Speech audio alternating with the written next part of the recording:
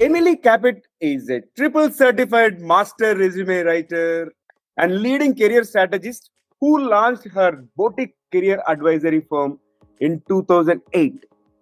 She and her team of highly certified resume and LinkedIn writers and career advisors partner with clients across all industries to create high level, polished professional documents as well as discuss strategies for increased career success. Join us as we discuss the one point that ties together effective resumes and LinkedIn profiles with successful job interviews and compensation negotiations, as well as Emily's strategy for how to make all career conversations work in your favor.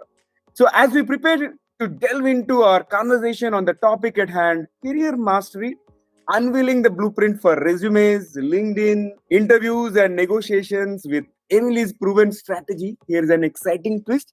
Let us tickle her brain first. So, Emily, get ready for a rapid fire round of random words. I'm going to mention a few, and I would love to hear the first thing that comes to your mind in response without thinking much. If you are ready, let's get started. Let's go. Okay. Curiosity. Kids. Invention. Tesla. Future. Everything. Book. Coming soon. Movie. Julia Roberts.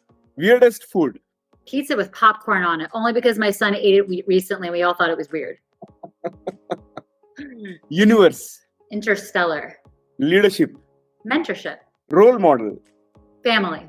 Last one is resume. Success. And the bonus one, success. Resume. Okay, great. Thank you so much for participating in the first rapid fire round. And there is one more waiting toward the end. It's good. Awesome. All right. So, folks, welcome to the Guiding Voice podcast series where we embark on transformative conversations for a better future. I'm your host, Naveen Samala, dedicated to making the world a better place through valuable discussions that add value not only to your life, but also to your career. And thank you so much for tuning in. And Emily, hearty welcome to the Guiding Voice. Thank you so much for being part of our journey. Finally, we are here. Yeah, I know. It took us a few times to do. So thank you so much. Looking forward to a great conversation. Absolutely. And the moment I spotted your LinkedIn profile, I couldn't resist connecting with you. And everything happened. Okay, I'm so grateful to the universe that we are here at least today and getting into this awesome conversation, which is going to add value to all our community members and all the listeners out there. So without further ado, let's get started. So request you to share your success mantra. So please talk to us about the top 3 things that have contributed to your success so far.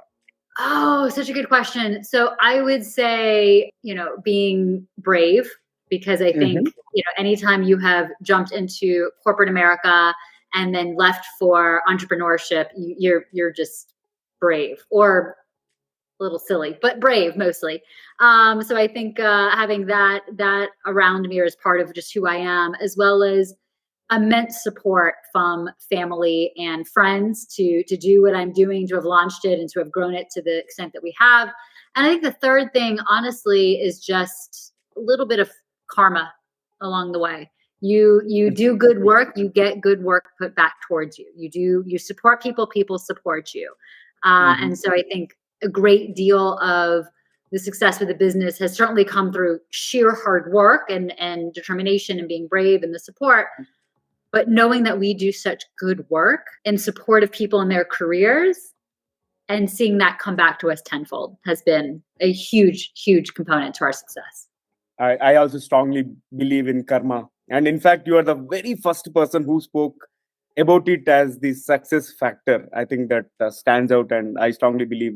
In fact, I support a lot of people out there in terms of career guidance and through these valuable discussions and all. And at times, whenever I need something, it happens just like that. Because we have been giving, right? We have been paying first. Awesome. And universe is to us. I think there's something to be said for you put something out in the universe, or you ask for it, and the universe delivers when the time is right. Absolutely. Conquer with you. And now let's start getting into the resume writing, LinkedIn writing. And here comes my first question out of that. Why is it important to focus on achievements in your professional assets? And by professional assets, you mean resume and LinkedIn? LinkedIn, bio, anything that's about your professional background, what you've done. So the importance of achievements is, to us, I mean, that is everything. That's what ties these things together. So what people care about is not what have you done, but how well have you done it. That's what distinguishes you from all other candidates across the board. And so, we also have to keep in mind, people don't have a ton of time to read your resume and LinkedIn in incredible detail. They might as they're preparing for an interview, but first round glance, they want to see that you have a record of achievement, because then they know that, okay, this person has already done immense great work elsewhere and will bring that to us now. And so letting people know that you have a record of achievement right off the bat when they're just glancing through your assets sends a very strong message. And then, of course, when they're preparing to interview you, they're going to look even more in depth. And then, of course, when they interview you, you have to have already embraced what is my pattern of excellence and how am I going to speak about this in interviews. You knowing your record of achievement is what allows you to move forward faster. Yeah, I resonate with you. In fact, I have helped a few people create their professional resumes, and the last year, 2023, not in this year yet. And I've noticed the same problem. Like, they have done some wonderful stuff in their careers, but they didn't highlight it. So that's why in my conversations, I tell them, hey, you first write down what are the top 10 accomplishments with regard to business results or customer satisfaction, right? And then they start jotting down, and then I'll ask, hey, why don't you put it? Remember. So we have to go through a process. We call it the Kapitalize process because my last name is Kapit and I couldn't resist the pun. But we have them go through a process where we help them to, especially related to achievements, we want to understand, looking back at historically at your career, what have you done? How have you done it? What's been the outcome? And so some people like to be interviewed and have, us have this recorded conversation, but people want to think about it offline. And so we give them a bunch of guidance, and it helps them to think through, oh my God, I've been integral in so many ways I never even thought of. And what that does, obviously it gives us a ton of information to write their documents and make sure they stand out. But it also really reinvigorates that person's perspective of themselves and allows them to better understand before going into interviews, before going into negotiations, here's how I'm amazing. So they're that much more prepared and incentivized and confident about who they are and what they bring to the table. So it really, it changes up their own perspective on who they are and what they've done. And it makes such a difference. Absolutely. Yeah. Now let's talk about resume and LinkedIn. Should they match exactly, or should they be different? Oh, they're very different. They are very different. Now listen, your resume and your LinkedIn reflect you and your career trajectory and what you've done. They're always going to have you in common, and they should both reflect your record of achievement, but they're done in different ways. And part of it is because there's resume standards that are different than LinkedIn standards. And LinkedIn, because it's a platform online, it has algorithms that are tied to it. And so we know that we have to write to those algorithms for your profile to stand out. And let's be honest, if someone sees the exact same thing between your resume and LinkedIn, they have not learned anything more or different about you. So even if it's well written, it's also a bit lazy. So we want to make sure that we don't want to send that message right off the bat, but really, really, truly, the algorithms that dictate LinkedIn and the content and how well your profile works as a search result is very unto LinkedIn and is different than resume standards. So definitely want to be working in tandem, but not be the same. Okay. So I have a follow-up question on this one. Can you pick up one point, any one point, okay, maybe out of your own profile or somebody profile whom you know? Okay, how should we narrate or articulate it on resume versus your LinkedIn? Sure. So that's a great question. So I would say on the resume, your profile is typically going to be 3 to 4, maybe 5 sentences, high level, who you are, what you bring to the table, all that. And that's at most going to be 100, 150 characters, okay? Maybe 200. On LinkedIn, that same equivalent section as your about section, you have up to 2,600 characters to work with. All right. So you may not necessarily need to use all 2,600. However, you do want to usually use at least baseline 2,000, right? So parallel sections on your assets, but done very differently. And so whereas you might want to be a little bit more high level on the resume with the profile, on the about section on LinkedIn, not only do you have more sections or characters to work with, but you can break it down and visually make it pop a little more so people can see, who you are, key achievements, what distinguishes you, keywords, all in that one section, and you can have it stand out. And so that is because it's one of the first things that people will see on your profile as they're scanning your full LinkedIn. You want to make sure it's set up well, and you want to satisfy that algorithm of using closer to the maximum word count. That makes sense. And let's move forward and talk about the applicant tracking systems, which are actually changing the fate of candidates. Right? It's a little bit the bane of my existence, but kind of everybody's, right? So what do you want to know about them? So how can we make these ATS work for us, and how to avoid them altogether? So there is some level of, if you can't beat them, join them kind of thing. You want to understand how the ATSs work so you can basically work around them. Exactly. There is a follow-up to that. But that point right there, what you want to do is say you're talking specifically about your resume. You want to have a resume that, yes, it speaks to your record of achievement, but you want to make sure that your keywords, generally speaking, on the master version of your resume are applicable across the board for your industry, right? But then when you come to specific roles, look at that job description and look to see where their words are similar to your words and swap it. Don't do this thing where you take the whole job description and you put it in white ink on the resume and hide it or whatever. That does not work. To the extent that people really believe it does, just don't do that. But you do want to swap in words. So you do want to make sure you've got a keyword section on your resume, 3 to 4 lines. People can model it a little bit differently, but you want to have anywhere from 16 to 20 words or key phrases that are tied to your industry. Again, master version, sort of applicable across the board, but per role, look at that job description and swap in phrases. So in one spot, it might be budget oversight, and then in another spot it might be P&L control or something like that. So they're all very similar, but these ATS systems are not smart enough to understand synonyms the way that a person can. So you do have to swap in phrases. But that if you have a well-written resume, tailoring per role should only take a few minutes. It should be very efficient. And then you save it for that role, submit it for that role, and keep your master version separate. Now, the second part of that is we know that ATSs are out there. We know that they are just part of this process. However, you don't want to focus primarily on job portals as your job search tool, right?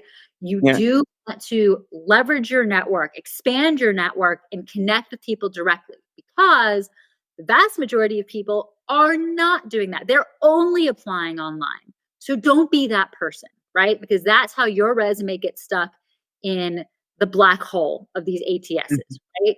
Whereas if you might have to apply online to be in the system, fine. Go through that process, tailor, tweak the resume, save, submit, fine.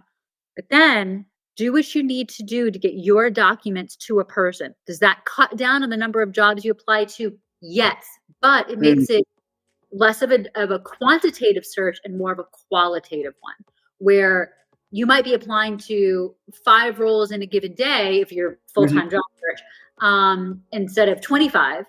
But the 5 that you apply to, you've not only gotten into their system, but you have leveraged your network and LinkedIn and whatever means you need to get your resume to a person. So we can utilize the ATSs, we can know how to work within them, and then we can say, okay, I've done that, but now I need to get my resume directly to people. Doing that increases the likelihood of conversations. Yeah, great strategy. I think it is better to get some reference or pass it on to the HR directly instead of just relying solely on the application, wherein you submitted the form and it will be under one of the 200, 300 applications. Right? They go to a black hole. I did do recruiting many years ago, and I can tell you that we ultimately would find better candidates who didn't get through the first round. The candidates who got through the first round, they were lucky with their keywords, or they made they made the tweaks and changes.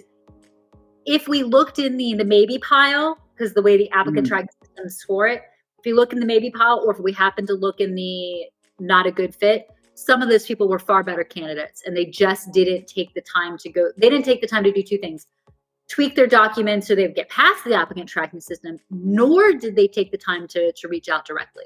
The people who did one or both of those stood far better chances of interviews. Okay, so continuing on this one, like let's assume we wanted to reach out to someone, we need to have network. So how can our audience leverage networking strategies to mine their professional network effectively?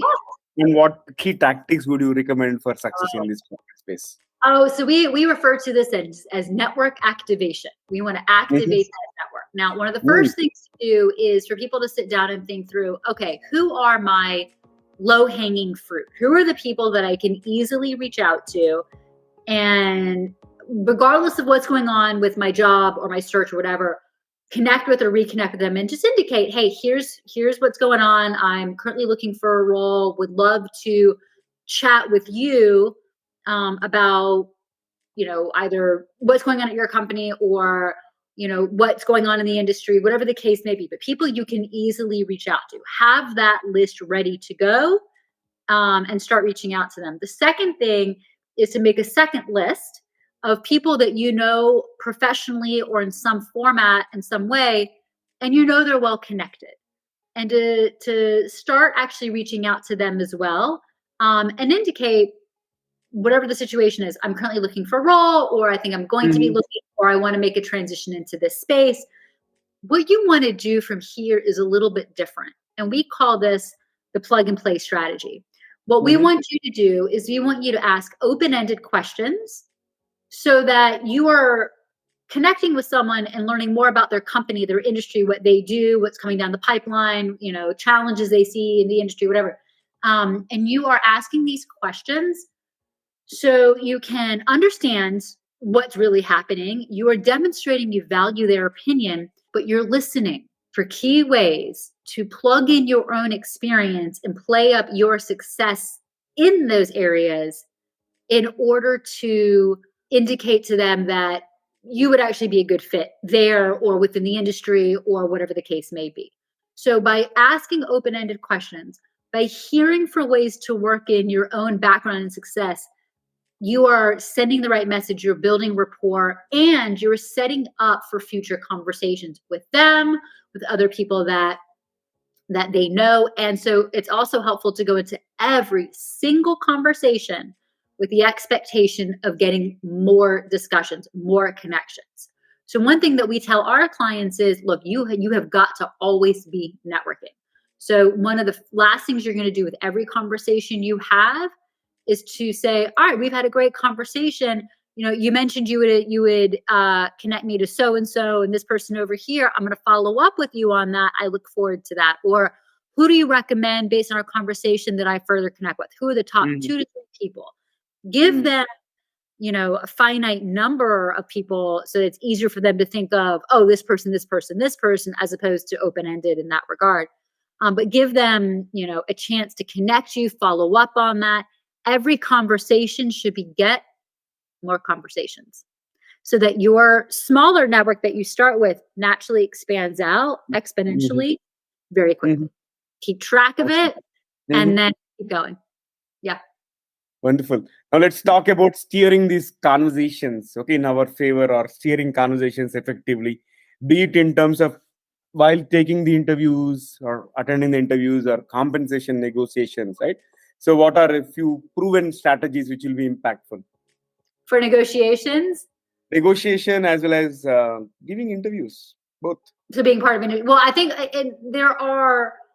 they're connected, but I'll separate them out a little bit from a timeline factor. So you're going into interviews. One thing that, and I kind of mentioned this before, one thing to always be mindful of is it is a two-way street, but you need to make sure that as part of that discussion, you are speaking to how you would be an immediate asset and a long-term asset and your record of achievement, right? And so that is, every answer that you're giving should tie back in some way to success, how you've overcome something to be successful, or you've dealt with this, or you've leveraged that skill and you were successful.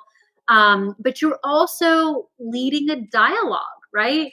I think a lot of times people fall into this mindset that interviews are a one-way street where you ask the questions to me and it's not going back to you, right? And so in a job, podcast is different, of course, but in a job situation, there should be a two-way street. You as the interviewer may be asking me as the potential candidate a bunch of questions, but I also have questions for you, and they don't have to wait to the end. So waiting until the end, I think, can be a little too formulaic. Whereas if you're having this dialogue and you say to me, oh yeah, we've been working on this particular initiative and we're looking to leverage this particular technology going into, first, second quarter 2024, then if I have and see the opportunity to ask more questions on that, I should. Oh, all right, so you want to leverage this technology. How have you already started to integrate this in? Who is taking the lead on this? What have been the challenges you've seen with this technology? So on and so forth. So they can see that you are consistently engaged in conversation about what's going on. And then, of course, looping back in any opportunity of, oh, I've also leveraged this technology. I utilize this other supportive software over here, or I did this particular coursework to make sure I was well prepared to leverage that technology, handling a similar initiative, whatever the case may be. So making sure that there's that two-way street, sticking to those, this is how I've been successful in the past, and then also, playing up your own skill set and how it could be useful moving forward. The other thing I would say is if you are successfully doing that in interviews, you are setting up the foundation for effective negotiations, right? So that's what I said. It was, I wanted to start with one and move to the other.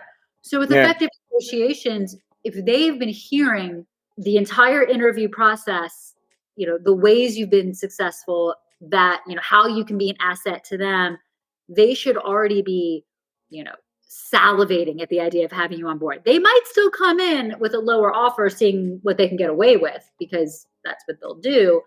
But you should have already come in prepared to negotiate. You set the foundation by speaking to your great record of achievement, and you should already have some idea of what their range is, right? You're always going to want to do that research. So if the range is, and I'm just using numbers here, if the range is between 150 and 175K, right?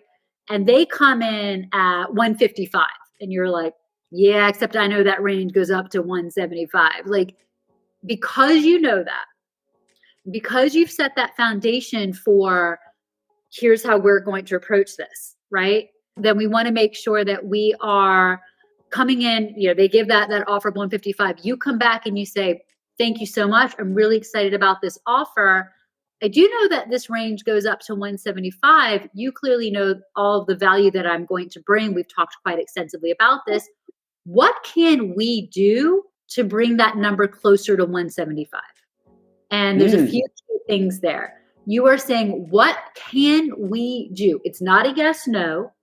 And it's not, can you do this? It's what can we collectively do to bring this up to 175? The expectation at that point is that they'll bring it up closer. And so you may not get 175, but you can certainly expect them to go up and come in with a list of other things that are important to you.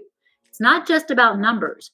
You might want to negotiate for more days off. You might want to negotiate for better benefits or a more flexible work schedule.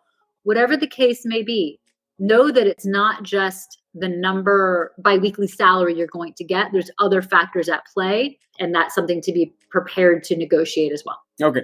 I have a follow-up question, and it happened to me recently as well. I was approached by a recruiter, a talent manager, and he told me, hey, your profile is suitable to so-and-so position.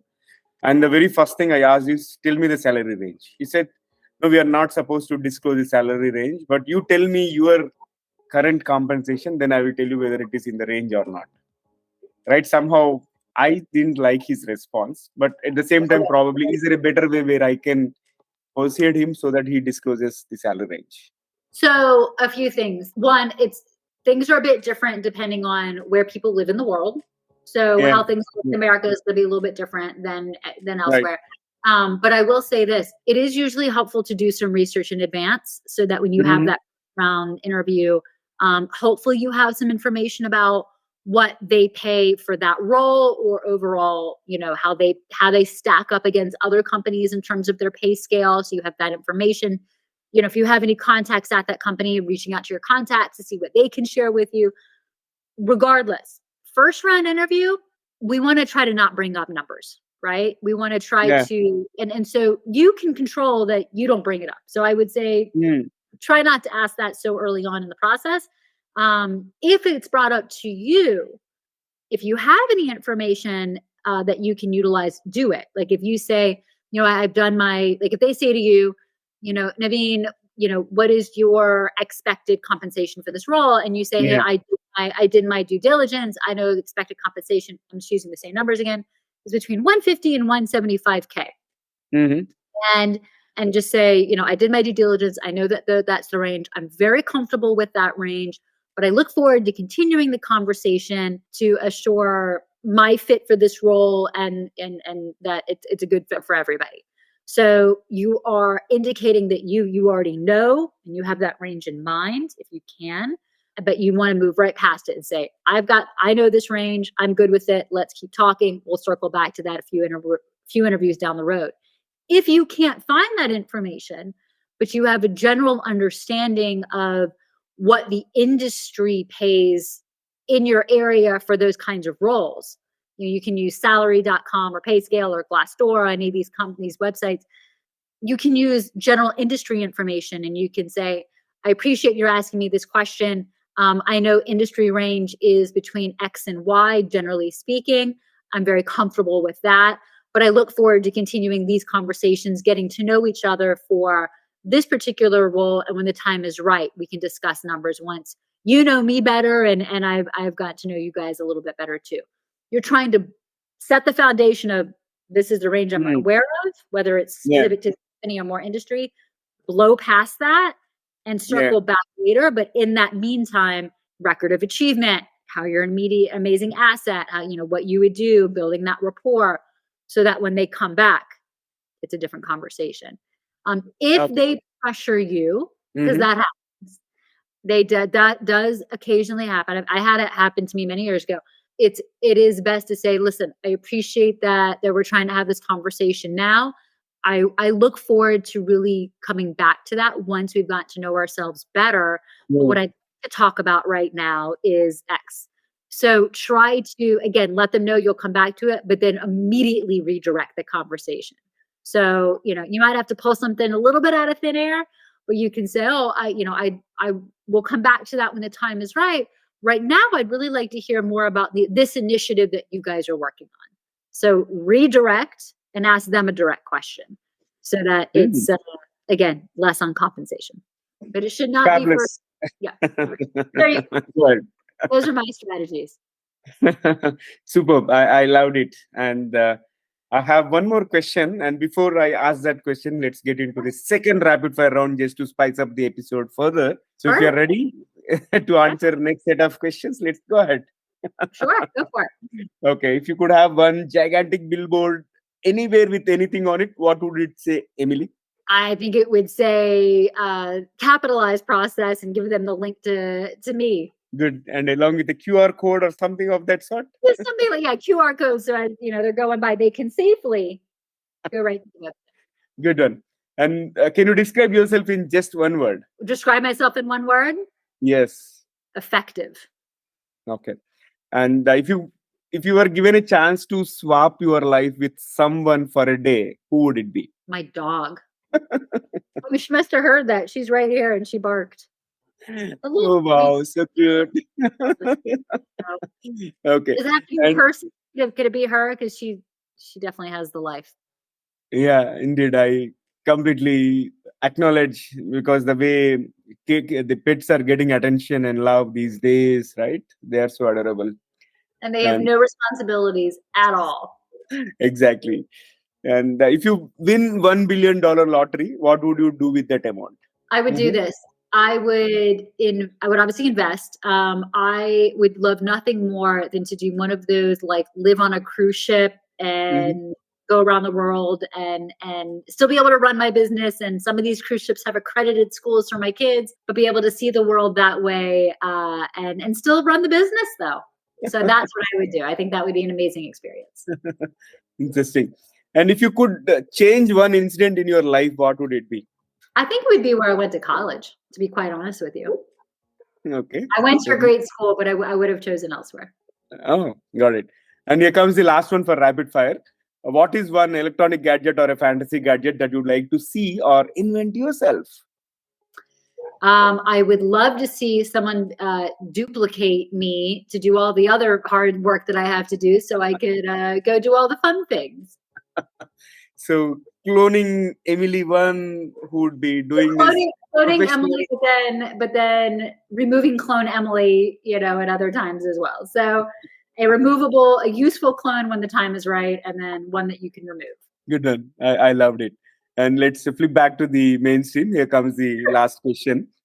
Sure. So with regard to resume writing and LinkedIn profile building, right? So what are the top 3 common mistakes that people do? I mean, the first one we covered right early on. We said people make their resume and their LinkedIn the exact same thing. Yeah. Do not. Don't do that. Right. The second thing I would say is that they keep it in the resume in the same format that they had for when they were at university, and they're 25 years out, and it's just like death by bullet points. It's horrendous. Don't do that. And the third thing really is everything in their document is responsibility driven, and as opposed to achievement driven. I see it all the time. And this is true for LinkedIn too. It's not about what you've done. It's how well have you done it. And so the train wreck documents I see are outdated and very, very, very responsibility driven. And that tells no one anything about you. So we definitely want to make sure we, one by one in the whole wide world, make everybody have stronger documents. So we would get rid of those 3 things. Amazing. And I thoroughly enjoyed the conversation with a lot of actionable insights. And how is your experience being hosted on the Guiding Voice platform? Oh, amazing. This is a great conversation. I love the rapid fire. You're making me think, and it's still fairly early in the morning here. So I appreciate you making me think a bit. No, this was great. I love your energy, and I love what you're doing. So thank you. Thank you. Thank you so much for taking your valuable time out of your busy schedule and making it. And I really appreciate all the insights that you have shared with our audience. And definitely, I'm going to invite you again in the future. No, look forward to it. We'll be in touch. So definitely. All right. So friends, that was our episode with Emily Kapit. And before we jump into the fun trivia section, here's a quick request. In case if you haven't subscribed to the Guiding Voice podcast, request you to subscribe to it from wherever you have tuned in. And in case if you are listening to this episode on Spotify or Apple Podcasts, request you to leave your rating and review so that we can boost our reach. And also, if you have enjoyed the conversation and found it useful, please share with at least 3 of your friends or colleagues who would also benefit from the Guiding Voice. Now, let's cruise into the trivia segment of today's episode. And we had amazing conversation with Emily Kapit on resume writing, LinkedIn, do's, don'ts, and so on.